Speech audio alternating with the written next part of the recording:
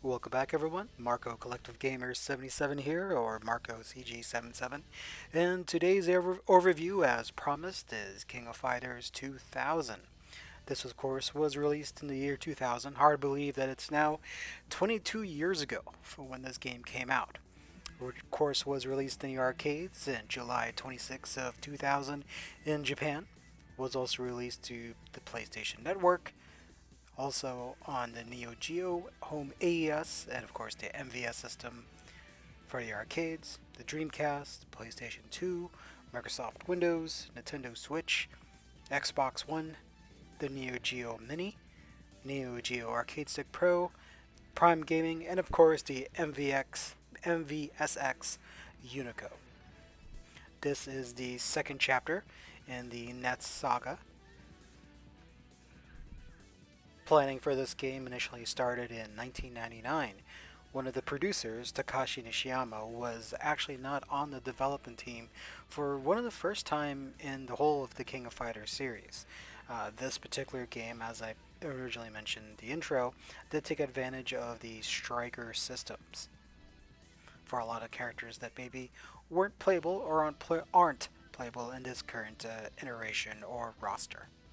This game does have a smaller roster than some of the other ones, and due to the reason, at least based on one of the interviews, one of the game developers said that they actually wanted more characters, but unfortunately, due to some licensing issues, especially as SNK was going bankrupt, they, honestly couldn't do that. This game was basically almost done in about mid 2000, and and there's definitely some good kernels of a great game here, and I think this could have been an amazing game if SNK hadn't gone bankrupt. I think it is actually like a solid 8 for me. I do like it a little bit better than King of Fighters 99 just because of the active striker system itself. It does add a little extra dynamic to the gameplay, though I wish the roster was a little bit larger. A lot of the theme carries on for the NES saga, where the graphics are still pretty dark. The backgrounds themselves are again a bit gritty and a little bit more realistic. I think that's all of the NES saga themselves. 2001 carries that onwards as well. But even with a smaller team, they did add some new characters to the roster. Mexican wrestler Ramon was introduced, as of course South America has quite a bit of fans for the King of Fighters series, and I definitely don't blame them. They also added Vanessa and Seth, who were originally supposed to be added to King of Fighters 99, and actually, if you have the Dreamcast version, they are in there as extra strikers as well. Vanessa was created to kind of appeal to a broader audience. If you ever played any of the Real Bout Fatal Fury 2 games, especially the newcomers, she basically moves like Rick. Though honestly, I wish they would add Rick into the King of Fighters series as much as I do enjoy having Vanessa in there. Seth and Lynn are also introduced, and you also have Kula Diamond, who is created to add in a little extra dimension, and the final boss, Zero. The original game came out on July 26, 2000 for the MVS system, was then ported to the home AES near the end of that year, I believe around Christmas week, this December 20th to the 24th. The Dreamcast port came out in 2002, along with a PlayStation 2 version that came in November 28th of 2002. The ports for both the Dreamcast and PlayStation did add some extra new characters and also some extra backgrounds as well. When it finally came into the US, it actually wasn't released until 2003 for the PS2. King of Fighters 2001 definitely was one of the first games published in the USA, as SNK, again, as I mentioned, went through bankruptcy, and then later on, the company that Rebot kind of basically had some of the original owners of the SNK that actually created SNK and renamed itself back to SNK Playmore. There was a little bit of censorship with the US versions of the game, especially for the PS2. They did remove Whip's gun, along with some of the extra frames of animation when it comes to Mai Shiranui's more focused upon assets.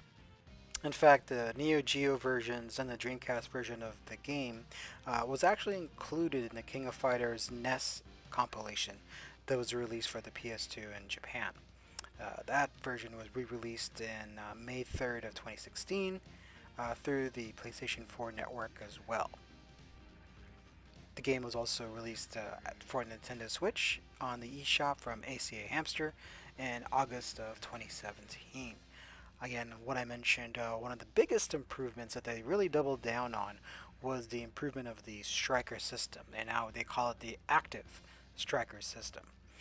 In the past, or really in 1999, you couldn't really summon a striker unless you're completely standing still and not doing anything. Now, you can summon a striker in 2000 whenever you want, except during a desperation move, but you can still call them out near the end. The timing can be a little crucial at times. And you can also call characters when being attacked or even when you're being thrown to interrupt them from following up. There are some Easter eggs with the striker system that basically each of the characters that you select as part of the team, the fourth character that you choose to play or not play in this case, does have selectable characters or possibly an alternate character. So there is a normal striker and another striker. So in a way, it does kind of give a little extra dimension or doubles down on the striker roster. And there's also even a hidden Maniac striker. And basically, a lot of those Maniac strikers basically come from old school SNK games that were never, basically redone. Now, upon choosing the strikers, you can unlock the Maniac striker by highlighting a character's another striker and then moving the joystick up, left, left, left, right, right, right, down, and then pressing any button. Now, with these characters, like if you're choosing K as a striker, for example, he does the narrow spike. Maxima does the Maxima Gallows. Ramon does the El Diablo Amarillo Ramon, which is an offensive attack. Vanessa does the Hard Puncher. Benimaru Nikaido does the Electric Trigger. Shingo Yobuki does a Leg Grab. Lin does the Hirai Kyaku. Seth does Final Agent, which is a Stomp. Terry Bogard does the Dunk Geyser. Andy Bogard does the Wind Slicing Shadow Fist. Joe Higashi does the Megaton Punch. Blue Mary does the Rapid Spider, which is a grab. Ryo Sakazaki does an Aerial Dragon Flame Punch. Robert Garcia does the Tiger Rapid Rave. King does a Trap Rush. Takuma Sakazaki does the Deadly Demon Conqueror's Blast. Leona Hydern does a Killer Touch. Ralph Jones does the Regal Body Blow. Clark Still does the Flashing Launcher. Whip does the Valkyrie Killer. Athena Asemiya does a Psychic Heal. Sei Kensu does Meat Bun for You. Basically increases life and power. Chen Gensai does the Willow Wallop. Bao does the Psycho Ball Max Striker Mix. Mai Shiranui does the Blossom Storm, which also increases the attack power. Yuki Sakazaki does a Scalding Steam Burst. Kasumi Todo does the Victory. It basically decreases your opponent's power. Hinako Shiju does Hinako Gunner. Kim Kopuan does a Flying Kick. Chang Kohan does the Iron Ball Great Plummet. Choi Bonji does a Triple Digit D's. Jun Hoon does the Charging Tiger Raid. Kyo Kusanagi does a Serpent Shear. Yori Yagami does the Vessels of Eight Elixirs, which holds you. And then if you select the other versions of these characters, they do a slightly different offensive attack. So another K still does the narrow spike. If you choose Maxima, you actually end up choosing Rocky as the alternate and does the atomic burn. For Ramon, you get to choose Duke Edwards, and he does the submarine crew. For Vanessa, you choose Fiolona Jeremy and does the parachute diving practice. And Fiolina is, of course, from Metal Slug. Benimaru Nikaido, you get to choose another version of Benimaru. Shingo Yobuki, there's a cosplayer Kyoko. For Lin, there's Eiji Kasaragi from King of Fighters 94. King of Fighters 95. Seth, you get to choose Godo Diamond. For Terry Bogard, his alternate is Geese Howard. For Andy Bogart, his alternate is Billy Kane. For Joe Higashi, Duck King is the alternate. For Blue Mary, Ryuji Yamazaki is the alternate. For Ryo Sakazaki, Awakened Geida from Last Blade. Robert Garcia is another robot from Art of Fighting. King as King Lion. Takuma Sagasaki as Guy Tendo. Leona Hydern as Gonitz. Ralph Jones has Yashio Nanakase. Clark Still has Shermie. Whip has Chris. Athena Asamiya has Princess Athena. Sei Kensu has Psycho Soldier version of Kensu. Shingensai has Baitang. Bao has Kaoru Watabe. Mai Shiranui has Chizuru Kagura. Yuri Sagasaki has Nokoruru from Samurai Showdown. Kusumi Todo has Ling Zanfei from Real Battlefield Fury 2. Hinako Shiju has Lily Kane, Billy Kane's sister. Kim Kapwan has Kim Soo-il. Chang Koan has Kim Dong-hwan.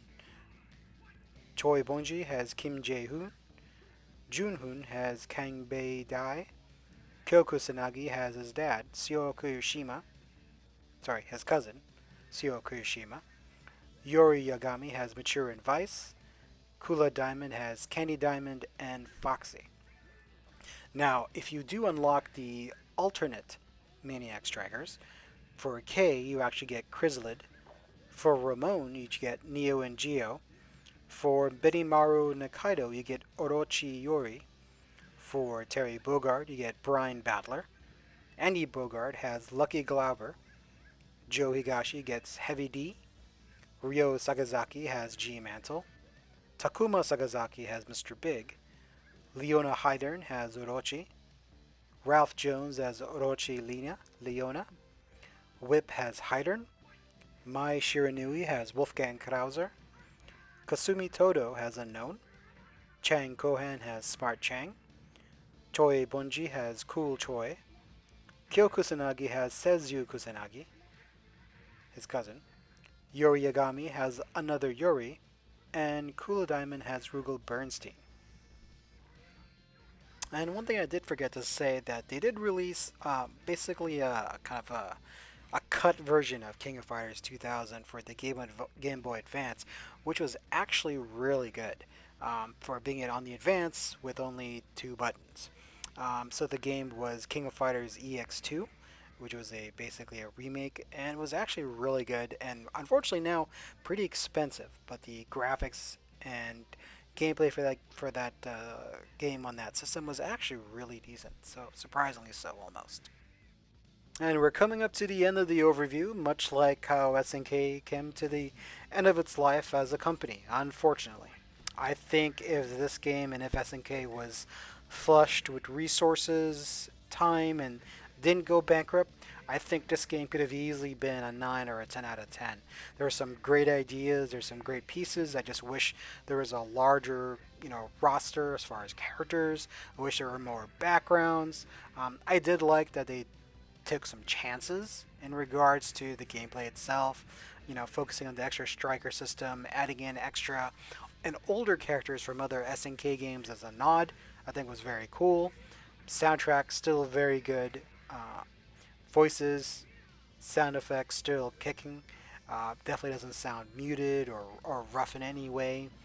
So I would say out of everything, I would sum it up as a good solid 7.5 out of 10. Is it one of the best in the series? Definitely not. Not even in my top 10 out of all the King of Fighter games. But still a very good solid version of the game. If you wanted to pick this up physically, it's still, of course, completely available for a decent price. I think it hovers right now between $250 and $350, kind of depending on the condition of like the manual, the lockable plastic snap box, etc. So we can still pick it up. Of course, retro gaming physically is getting more and more expensive. So really the way to go to play and enjoy this, especially if you're a casual fan, is digitally. So of course you can pick it up on the computer, on Windows, Steam, Good Old Games, Home Bundle I believe even has this as well. But if you're on console, PS4, the Xbox, and of course the Switch, I did pick this up for the Switch because it does have, again, great gameplay you can bring with you anywhere. It is, of course, built into the Neo Geo Mini and also the MVSX from Unico as well. So, still definitely worth the pickup, especially when it's on sale in the Switch store for $3.99. Thanks for watching, everyone, of this overview of King of Fighters 2000. Please like, comment, and subscribe.